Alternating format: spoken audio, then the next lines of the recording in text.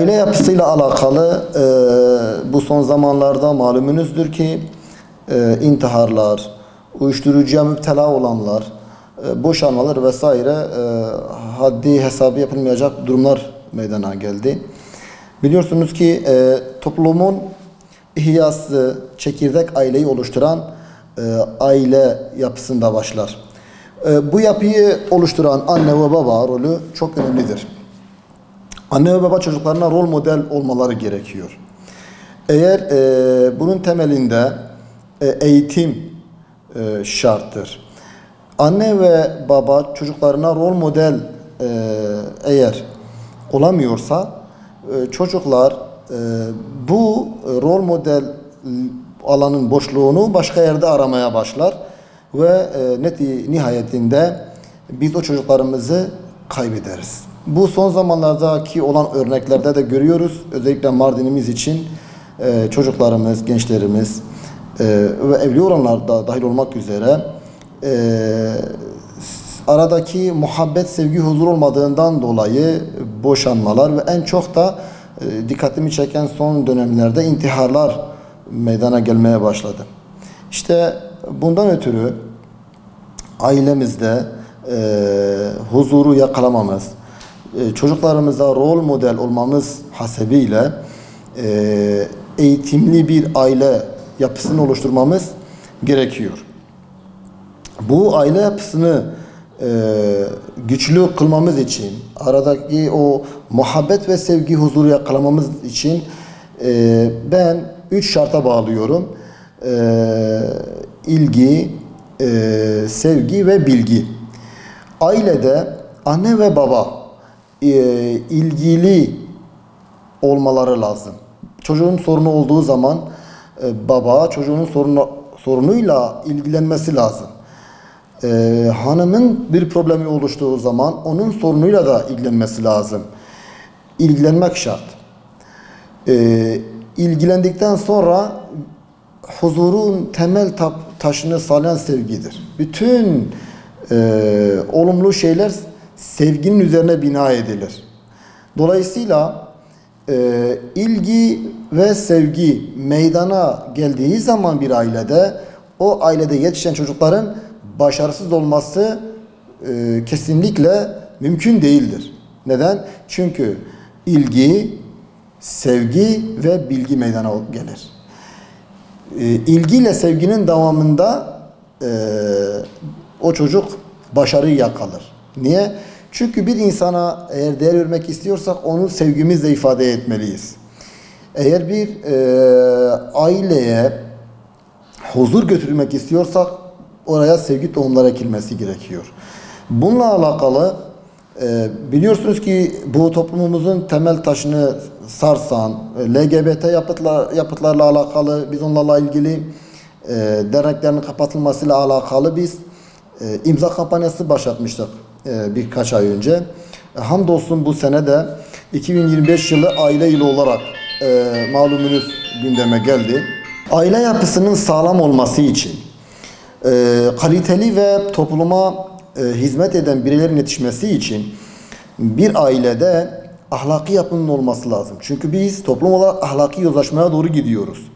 Ve maalesef içerisinde yaşadığımız koşullar da bazen bizi oraya sevk edebiliyor. Bunu dizilerden, filmlerden, videolardan görebiliyoruz. Dolayısıyla çocuklarımızın hangi ortamlarda, internet ortamında nerelere takıldığını, hangi programları izlediğini, hangi dizileri takip ettiğini biz onu bilmemiz lazım ve biz onu takip etmemiz gerekiyor.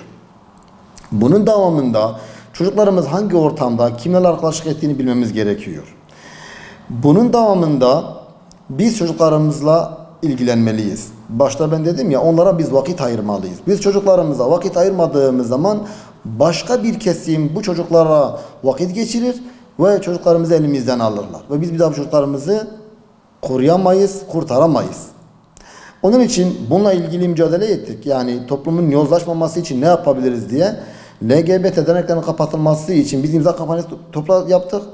Ve biliyorsun bu sene 2025 yıl aile yılı olarak kutlandı, ilan edildi. Bir anne ve babanın rolü ne kadar büyük olduğunu ve Peygamber Efendimiz de peygamberliğinin yanında aynı zamanda kendisinin de bir baba olduğunu biliyoruz. Eşine karşı çok yumuşak huylu bir eş olduğunu biliyoruz.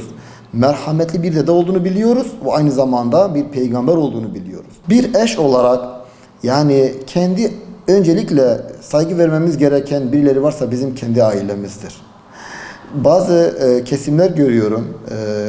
İş yerinde gayet olumlu, gayet sakin, gayet anlayışlı bireyler görüyorum. Hem kız hem erkek tarafı.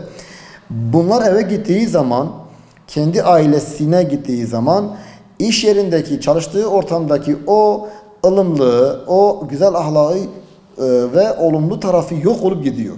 Adeta hırçınlaşıyor. Hem erkek hem kadın tarafı. Ben de şunu diyorum.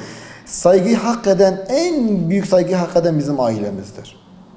Öncelikle kendi ailemizde biz bunu oturtmalıyız. Öncelikle çocuklarımızla, eşimizle karşılıklı olarak biz bunu oturup konuşmalıyız ve ilk etapta bu ılımlı, güzel ahlakı Peygamber Efendimiz'e soruyorlar. Ya Resulallah kimdir ahlakı en güzel olan? Efendimiz diyor ki ekmelül imanen Müslüman için söylüyor. En imanı kamilce olan kimdir? Ahsanum hulukan diyor. Ahlakı güzel olandır.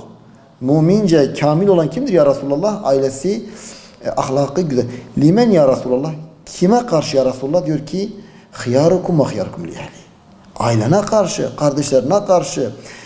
Ama biz bakıyoruz ki bir birey düşünürsün, çevrede çok saygındır, değerlidir ama ailesine gelince aman Allah'ım çekilmiyor.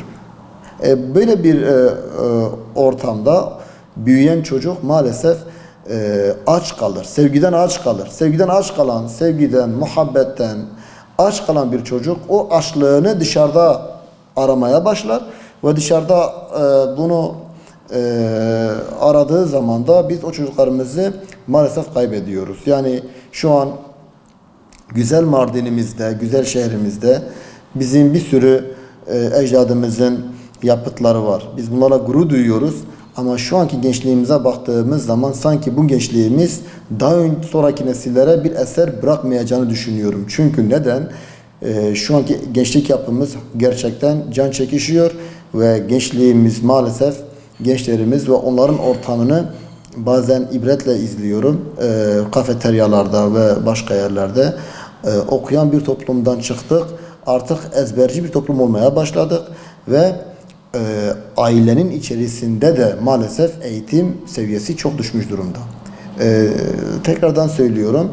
Bu mutluluğu ve huzuru yakalamak için, aile yapısının sağlamlığı için kesinlikle bu üç kuraldan ayırmamamız lazım. İlgi, sevgi ve bilgi. İlgilenildiği zaman karşı taraf kendine güven hisseder. Kendisine değer verildiğini hisseder. Ben değerliyim ki benimle ilgileniyor diye düşünür ve bunun sonucunda sevgiyle beslenir. İlgi ve sevgi oluştuğu zaman gerçekten başarı kaçınılmaz olur. O çocuğu kazanmış oluruz, başarı elde ederiz.